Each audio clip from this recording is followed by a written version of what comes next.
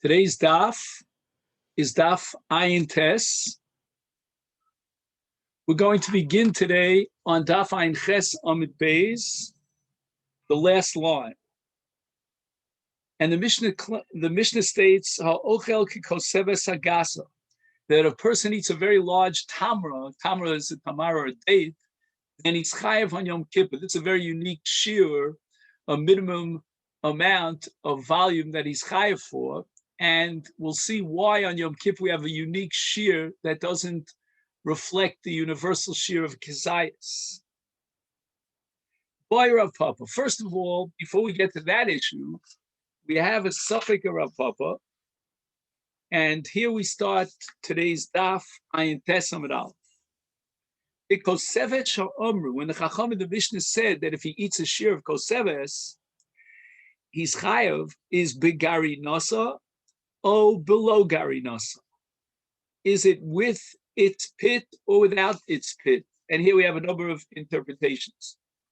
According to Rashi, what we mean here is that the volume of a pit is significant, and therefore it adds to the volume of the koseves. So we have the koseves, the date, plus its pit, and that total is its shiur, and that's called birgari nusa. Or shall we say no? The shiur is koseves without the pit. So don't integrate the volume of the pit into the shiur of koseves. Of course, this interpretation has its difficulty because the Mishnah already says koseves hagasa, and the implication is that we're talking about a large koseves that would include the garin as well, the pit as well. Now, although this is a problem, but nevertheless, one interpretation is going to be that the Gemara is vacillating about this. The second interpretation is that the Mishnah is being analyzed, and the suffix of the Gemara is whether or not it's the size of the date without a pit or the size of the pit itself. And therefore, we read the word O in the Gemara as an O hamachalik. It's either garinasa or the koseves itself without the garinasa. Tosas rejects this interpretation because he's of the opinion that it's impossible to be metzamtzem and say that both the garin and the date itself, the basar of the pri, is equal in volume, and therefore the Gemara just doesn't know whether or not we should use this shiur or that shiur. Both are identical, they're both equivalent. Tosas, therefore, presents a more radical approach to the suffix, and that is, do we take a garin and we add it to a koseves, and that's one side of the Gemara suffix. You have the koseves and the garin. Or should we have the koseves and the garin and add another volume of the garin? So in effect, we have two garinim and one koseves in one side of the Gemara. The Aruch, Rabbi Nosson, he quotes the Yerushalmi, and based on the Yerushalmi, has a different interpretation of the pasuk. He claims that there's airspace between the pit itself and the date. And the Gemara wants to know whether or not we should separate the pit from the date and then add together the two volumes, or we should take the volume as is in its natural state, and the nafkamina is going to be, do we add that halal, that empty space? The Gemara now quotes another suffix of Rav Ashi that's very similar in methodology and structure to that of Rav Papa. Boy Rav Ashi, etzem kisiora. The halacha is that if a person dies, then a bone of his corpse is metame b'maga ubemasa. And the question is, how do we evaluate the etzem? Is it kisaora bikli pasa, which means that the kernel of barley, in this case, in its natural state, has a husk, below kli pasa? Or do we evaluate the size of the bone as a dried up bone, a dried up kernel of barley where the klipa was removed. Another suffix with regard to this question of etzem kiseora in tumas magu masav mes is belacha o biavesha. What happens is, with the course of time, a bone starts to disintegrate, starts to shrivel up. So shall we talk about a shear of lacha or of yavesha? Yavesha would be a smaller shear that would include the element of hisyabshus, when it dries up and it no longer has moisture, and it shrinks as it becomes dry. The Gemara now explains why Rav Papa and Rav Ashi have two separate sfeikos. Why is it that Rav Ashi was not impressed by the suffix of Rav Papa and vice versa? Rav Ashi lo mi boy lehad Rav Papa. There was never a suffix in the mind of Rav Ashi with regard to the shear of koseves for the violation of Yoma Kippurim. Why? Because gasa itmar, since the Mishnah uses the phrase, the adjective gasa, it's a large date, called kama de gasa.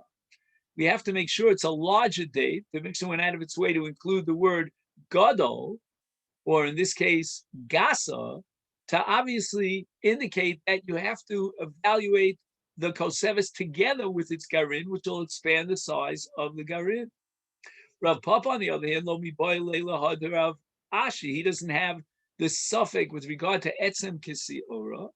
It was pasha to him that we will evaluate the size of the etzem as a saora yevesha biklipasa.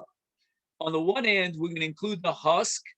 On the other hand, we're going to look at this as if it dried up. It's no longer moist, and therefore it's shriveled up and it's a smaller shear. So it's a trade-off. It's yevesha, which makes it a smaller shear, but it's biklipasa, which makes it a larger shear. And why did Rav Papa find that as simple? And he didn't vacillate about it, because lacha, if you're telling me that the shear of an etzem for tumas magu masa is kisiora lacha, like the natural moist barley as you harvest it, that's not called a siora, shiboles mikri. The biblical name for that which is natural and it's in its original kernel stage covered by a husk, that's called shiboles. And we're talking about a siora. And therefore, we must be assuming that we're talking about a yevesha. And shaloba klipasa, if the siora was stripped of its kernel, ushla mikri, the word is going to be ushla and not siora. So therefore, siora of the chachamim must be yevesha, because if it's lacha, it's called shiboles and not siora. And it cannot be beklipasa, because if it was with its klipa, it would be called ushla in the language of the chachamim and not siora. Omar Rabba, Omar Rabbi Yehuda, koseves hagasa sha'omru yisera mikebetza. When the Mishnah establishes that you're only chayav for achila and shasiya of a koseves hagasa on Yom Kippurim, we're talking about a shear that is larger than a kibetza. And it's a little bit larger than a kibetza, not much. Now, even though in all Isurei Torah, the shear is always a kezayis, that's the universal shear for violating any Isur in the Torah. Less than a kezayis is not an achila. But once you have a kezayis, that constitutes and qualifies as an achila. Nevertheless, with regard to Yom Kippurim, the Torah never says that you're enjoined from eating. The word achila does not appear in the parsha of Yom Kippur. If you open up to Parshas Emor Vayikra Chav Gimel, the pasuk says, "Ki kol hanefesh asher lo seuna bi etzem hayom hazeh v'nichras." So he has to be in a state of affliction. It says nothing about enjoining us from achila. The Kimlu, the Rabbanan, the Chachamim were experts, and they understood that the Bahachi with this shear, which is greater than a kesais, greater than a kibetza, miyasva daite. That's called yishuv adas, and that yishuv adas, which calms down his hunger pains to some extent, takes him out of the state of inui. He's not a ma'una once he has yishuv adas. So achila per se is not enough to constitute a violation of Vid Nisev. We need a greater shear of achila that would achieve yishuv adas, and that would be antithetical to inu. He's no longer in a state of ma'una. He has quieted himself down, so to speak. He has quieted his hunger pains. But basir mihachi, less than this large volume, unusual shear of koseves agasa lo miyasvei daite.